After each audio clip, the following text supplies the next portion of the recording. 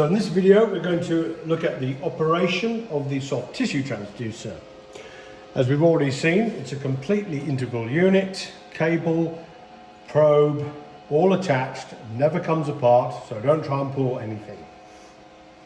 As we've said, this is for dividing the skin and the muscle for the surgeon to cut down hemostatically down to the joint capsule. The generator is set up just with the soft tissue for this. It's in standby mode with all 3 channels illuminated. Foot switch is connected because there is no hand switch on this soft tissue transducer. So we're using the foot switch. So the first thing the surgeon will do, press the grey pedal. That selects soft tissue channel. Now you see here, there's a single bar, that means it's set to low power. Low power is for the lower amplitude vibration, slower energy delivery, and it's designed to be more hemostatic. It's designed to seal up small blood vessels, 1 to 2 millimeter vessels. And it does it a bit more gently than the cutting mode at high power. If you want to change to high power, you press the grey pedal again, and you have 2 power bars here now. In both cases, you'll press the blue button to activate. So we'll go back to low power, press the grey pedal once more, back down to low, and then you press the blue pedal, and now it's resonating. Back to high power, blue pedal, resonating at high power, higher pitched tone. Okay, so this device, unlike the cement transducers, which were combined mode, longitudinal and torsional, this is purely torsional. This is a product of the Lotus hemostatic scalpel, and the vibration mode is entirely a twisting motion around the axis. It's a tiny angle, nothing like that, it's too small to see. And it's very high frequency, it's 36,000 times a second.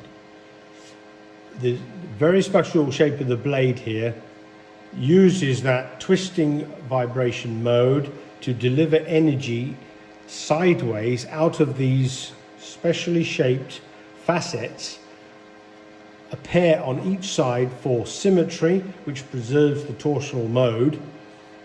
And there is a sort of cutting edge between each pair of facets which seal vessels either side and then cut in between with that cutting edge. The front is actually quite rounded. The idea is you use it like a pen, pulling backwards, sealing and cutting as you go. So we can demonstrate the operation of the soft tissue transducer on a piece of liver fresh from the butcher's. The generator is in standby, so I'll press the grey pedal to select soft tissue. Single bar, we're in low power for the hemostatic, less cutting, more sealing. Press the blue pedal and press the sides of the blade onto the liver,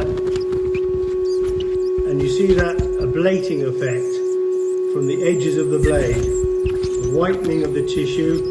That's a sealing, coagulating, thanks to the torsion. Now if I want to cut the tissue, I toggle to high power, 2 bars on the generator screen, back to the blue pedal, and just slice into the tissue. See, very, very easily.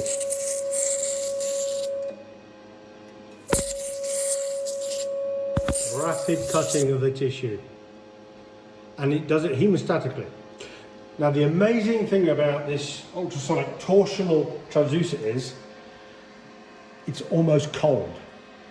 The tissue temperature is getting to 70 to 100 degrees only, as opposed to electrical diathermy, which is 250 to 300 degrees. There's no carbonization of the tissue, there's no burning.